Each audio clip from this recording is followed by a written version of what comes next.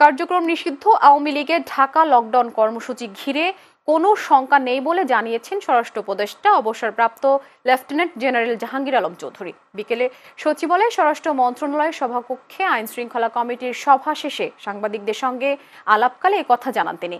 স্বরাষ্ট্র উপদেষ্টা বলেন, তারা লকডাউন বা শাটডাউনের যে কর্মসূচি রেখেছে সে বিষয়ে সরকার শঙ্কিত নয়।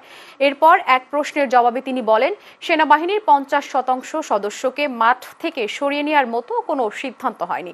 এ সংক্রান্ত যা ছড়িয়েছে সেটি গুজব।